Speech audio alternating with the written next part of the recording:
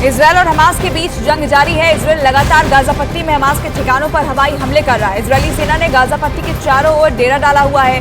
रविवार को भी इजरायल की सेना की बारूदी बारिश जारी रही, जिसके बाद गाजा के कई इलाकों में कोहराम देखा गया।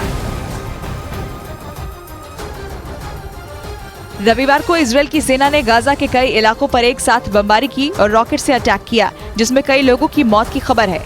गाजा पर हुए अटैक की तस्वीर सामने आई है, जो मन विचलित कर देने वाली है। तस्वीर में आपको आसमान में धुएं का गुबार नजर आ रहा होगा, जो ये बताने के लिए काफी है कि गाजा में मौजूदा हालात कैसे हैं। इजरायल की मैगलिन कमांडो यूनिट ने स्टील स्टिंग मोर्टार बम का इस्तेमाल शुरू कर दिया। स्टील स्टिंग मोर्टार बम आतंकी ठिकानों पर सटीक निशाने के लिए जाना जाता है और इससे गैर निर्देशित टारगेट को मारने का जोखिम कम रहता है। युद्ध की शुरुआत से ही कमांडो टीम ने इसका इस्तेमाल कर दिया था और गाजा पट्टी में 100 से ज्यादा आतंकवादियों को मारने का दावा किया है। कमांडो टीम ने दावा किया कि वो हमास के आतंकियों का डटकर सामना करेंगे और जीत हासिल करेंगे।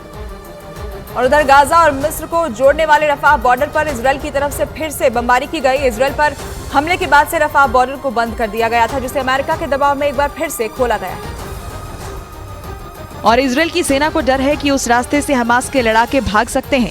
इजरायल की सेना की तरफ से रफाह बॉर्डर पर एक बार बमबारी की गई, जिसका वीडियो भी सामने आया, जिसमें बॉर्डर के नजदीक बमबारी के बाद आसमान पर धुआं दिखाई दिया। सामने आए एक और वीडियो में रफाह बॉर्डर के करीब कई खाली ट्रक वापस लौटते भी दिखाई दिए। ये वो ट्रक है जो बॉर्डर खुलने के बाद उस पार सहायता सामग्री लेकर गए थे। इजरायल पर हमले के बाद रफाह बॉर्डर को बंद कर दिया गया था। उधर अमेरिका के विदेश मंत्री एंथनी ब्लिंकन ने एक बार फिर गाजा में लोगों तक मदद पहुंचाने की वकालत की और वहां के लोगों के लिए पीने का साफ पानी पहुंचाने के लिए कहा। हमास के खिलाफ जंग में अमेरिका इजरायल की मदद कर रहा है और पिछले दिनों इजरायल ने हमले के बाद गाजा की बिजली और पानी लाइन को बंद कर दिया था, जिससे वहां के लोगों के सामने पीने के पानी की किल्लत हो गई थी। इसलिए अमेरिका ने अब इजरायल से गाजा के लोगों के लिए पीने के साफ पानी की व्यवस्था करने को कहा है।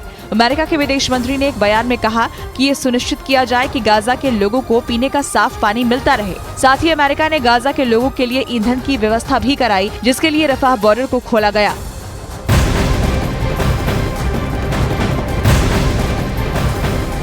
इजरायल डिफेंस फोर्स ने हमास के सीक्रेट बेस को टारगेट बनाना शुरू कर दिया है। गाजा पट्टी की मस्जिद के अंदर अंडरग्राउंड अड्डों में दुबके हमास के फाइटरों पर मिसाइल गिर रही है।